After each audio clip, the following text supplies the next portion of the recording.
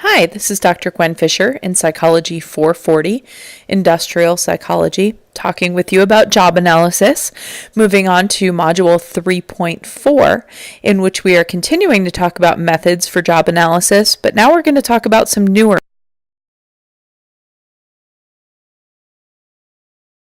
methods.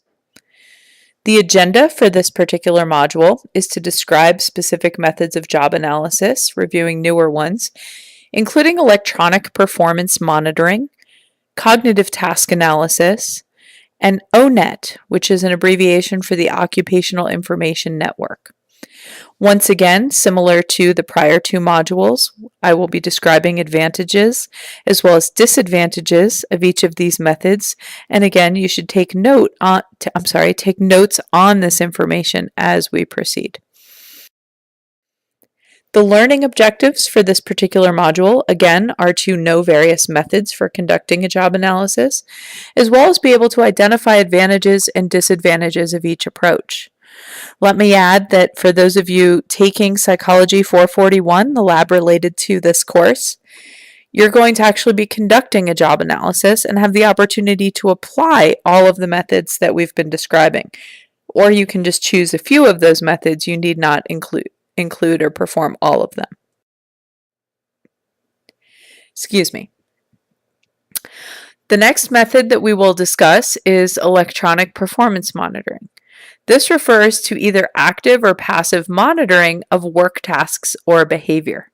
Examples of this include when companies have access to what is taking place on an individual worker's computer workstation, if they're able to monitor the number of, say, for example, if we're talking about a call center employee, maybe dealing with customer service or customer satisfaction, they may be able to keep careful records on the number of calls that are answered, the number of calls that are logged, whether the outcome is successful or unsuccessful, but a lot of actual recording or electronic monitoring of what's taking place is part of it. Another example of electronic performance monitoring is to have video cameras. Sometimes video cameras are in critical places for security reasons, but they may also be there, for example, if there's a camera in a bank that is keeping an eye to make sure that a teller isn't stealing any money from the cash drawer. There are advantages and disadvantages to electronic performance monitoring. The upside, or one of the advantages, is that they can be more objective, potentially objective measures of what's going on the job. Secondly, they can be done systematically across employees. They may not be very time consuming because the data are being collected, say, by cameras or by trained personnel, as opposed to having to take up workers' time in order to describe what they're doing, why they're doing it, and so forth. Among disadvantages of electronic performance monitoring is employee privacy. Sometimes companies will put policies or practices like the methods I've described here, put them in place, but employees may perceive that it is an invasion of their privacy to be monitored. The next method is what's called cognitive task analysis.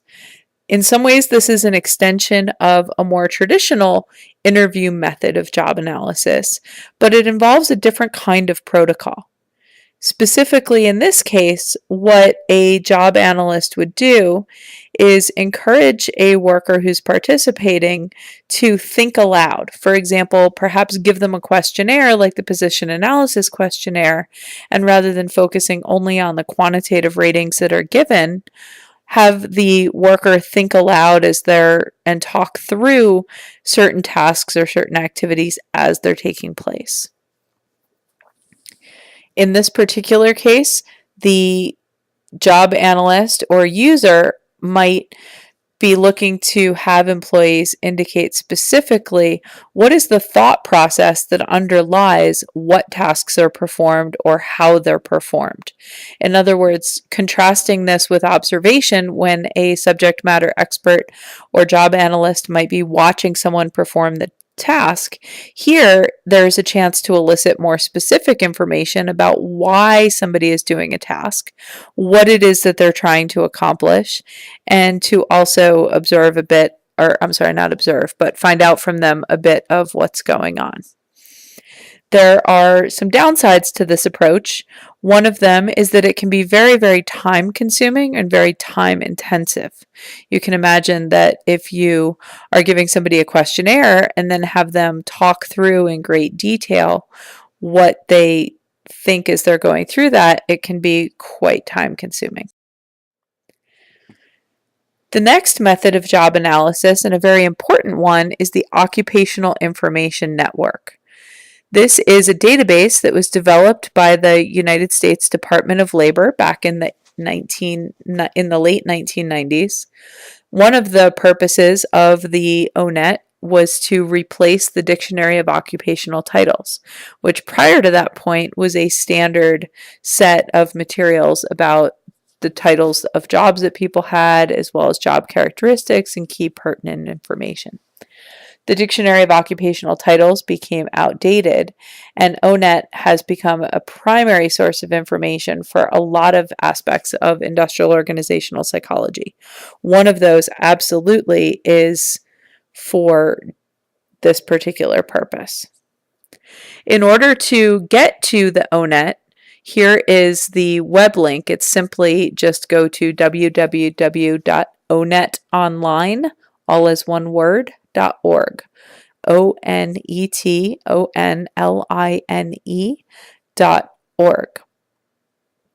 I really encourage you to go to this site and play around with it a bit, see what kind of information you are able to find. When you go to the ONET database, one of the resources is the content model. In other words, what is the basis for what underlies the ONET in terms of job characteristics and job analysis information. Here, as you can see, the top half, the three boxes, indicate worker-oriented topics, whereas on the bottom, it's more of the job-oriented components. So at the top, what we have on the far left are the worker characteristics like abilities. Others include occupational interests, work values, and work styles. The other part of the KSAOs that was not in the first box is in the second one, things like skills and knowledge and education that workers may be required to have for the job. Experience requirements can be specified. And looking at the bottom half of this ONET model, there are the occupational requirements, so what's involved in somebody doing the job, doing a particular job. What are the work activities, what are the behaviors or tasks that they're being asked to do. Then there are the workforce characteristics, which are characteristics of the labor force more generally. In other words, this occupational outlook has been linked to other sources of data that might be able to be quite useful. And lastly, occupation-specific information, such as what are certain tasks, are there certain tools required, is it very about the Occupational Information Network. Now I'd like to describe the advantages and disadvantages of this particular source. There are many benefits to using ONET for job analysis, and we can even use it for research purposes as well. So among the advantages of ONET, first of all, it is free and accessible on the internet. You might be able to get to it from anywhere as long as you have Wi-Fi or some connectivity. Secondly, it includes close to 1,000 jobs, so there's information readily available about lots and lots of jobs.